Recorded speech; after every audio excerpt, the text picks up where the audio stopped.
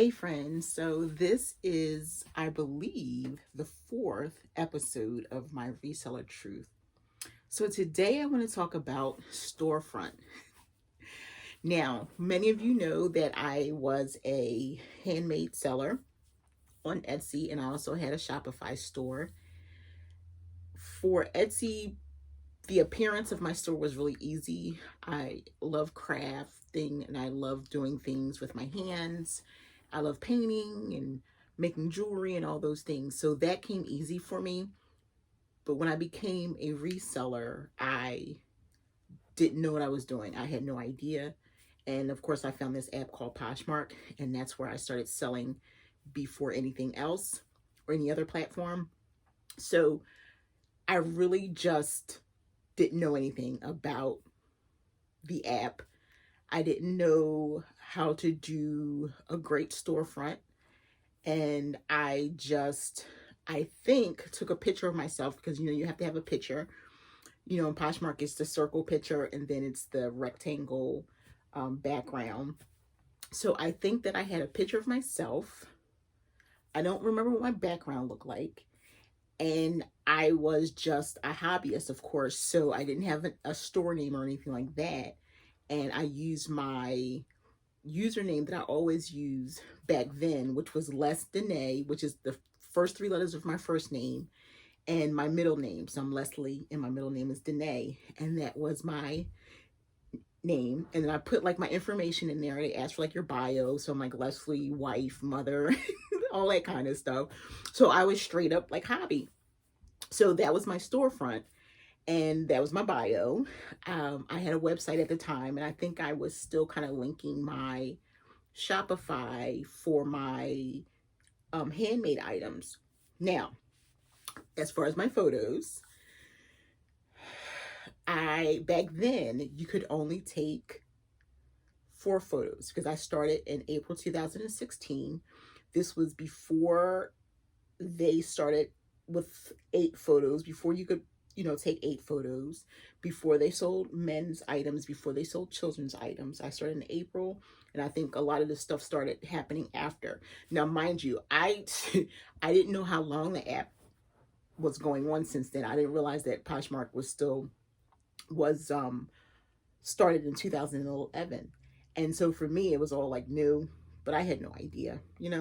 And so I would take my photos right from my phone right on the app, and then list my item right away. And the funny thing is, Thomas, my husband, Pasha Dude X, still does that. And then, Poshmark has different filters that you could use. So I thought it was cute. Take my photo, then scroll through and pick like the yellowish, weirdest looking filter. And that's what I used. So it had like this, I don't know if like for older people, if you watch this, you'll probably be shaking your head, but for newer people, they probably don't use filters. I do still see people using filters and I go, oh my gosh, I can't believe I did that.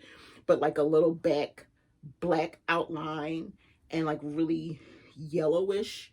My photos were horrible. So I didn't have an office. I had to hang things on the back of my door. And this is funny. You can see my naked mannequin back here. Hopefully this doesn't offend anyone. But my half mannequin, I purchased her. I have 2 of these, and I purchased them on Amazon many years ago because I use those in my crochet business, and I more specifically for scarves and things. But she would have a shirt on, so I usually don't have a naked. So I'm probably gonna have to put a tank top or something on her. But so I would use the mannequin with a hook that I purchased from the dollar store in the back of my bedroom door because my bedroom was my office. And then I would open up the curtains in my room and then let the natural sunlight come in. Now, you had to take pictures within a certain amount of time. Thomas and I have the back bedroom, so it's great light between like 11 and 1. Now, my challenge, I worked, of course, during the week. When I first started, I was, working a job. And I worked morning and I didn't get home till like 2 o'clock in the afternoon. So some days I would just get enough light. And then some days I said, you know what, I'm just going to do this. And before I had a lighting kit, I had like all these lamps like lined up. And that was before I knew about daylight bulbs and everything. So I would take these photos and I would be like, this is the way it's going to work. And then on a weekend, I would do, which then I didn't know which batch lighting. So I would I batch taking photographs. Like I would source one day and then take all my photographs and list everything on the weekends because that's when I had the most time. So back then I didn't know that I was, batching, but now I do. So my photos were yellowish in addition to using the Poshmark filters. In addition to back then, I didn't iron, I didn't steam. The way the item came to me is how I took care of the item. Now I would use like a lint roller, but that was it. My stuff, I go back now and I don't even understand how I sold items because so much stuff was wrinkly. Like this men's shirt it was, and I believe it was a name shirt. I can't even remember. It was so wrinkly in the photo that I can't believe that someone even purchased that. And I can't believe that I even had the gall to list an item. This thing was so wrinkly. It was crazy. It really, it really was. And I sold it probably like in a couple days because my prices weren't high. They were really crappy. But my pictures were awful. I'm telling you, they were like really horrible. When I look back now, I mean, I wasn't embarrassed. I was just like, it's different from taking, I show this all the time. It's different from taking a photo, of this hat. Like when I make this hat, this is how it looks. It's this really nice hat. And it's really simple. You lay it on a white, do a flat lay, take a picture. I use mannequin, take a picture, and there you go.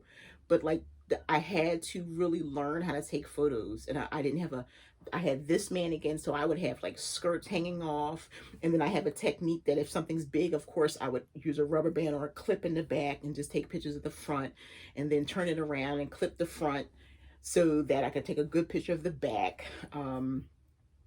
I took everything on this mannequin, jackets, coats, all kinds of stuff. And my pictures were really not the best.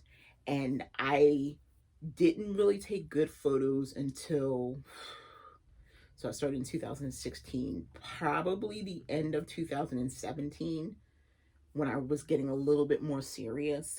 2018 is when I changed the name from Less Than Nay, and I was like, oh, I want to start running a business, and I started getting the idea that maybe I can become full-time, so I changed my name to Leslie's Fashion Boutique. I didn't really have great titles, and that was more out of laziness because I knew SEO, I knew the search engine optimization. I needed that for when I sold my items on Etsy because I had to get seen.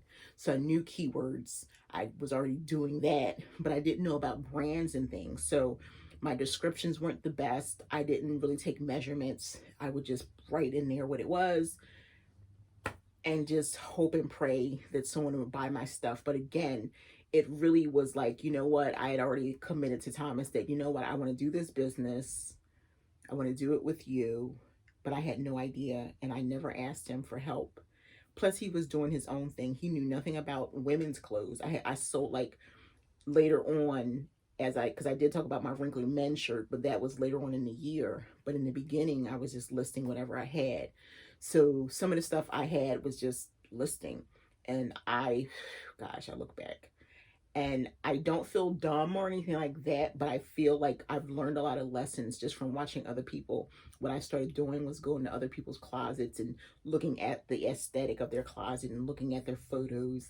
I knew I didn't want to use stock photos because I felt like it was my business. So I had to learn how to put in the work because I was like, by the time I look up stock photos, I could take pictures and things. So I started learning how to take better photos, creating a really great logo now, having a great background. I have like the background of like really nice clothes on a hanger. My pictures are clear with a white background. I use Pick Tap Go now, and it's been better, but my pictures were awful. My store aesthetic was awful, and it was just a horrible experience. So if you think that you're the first person who's not doing well and taking good photos and things, think again. You have to be honest with yourself though, and know that you're making mistakes. You're not making sales because something's wrong. So if you be honest with yourself and realize that you're the problem, that things can be fixed. So I'm Leslie Tucker, and this is my Reseller Truth. Thank you.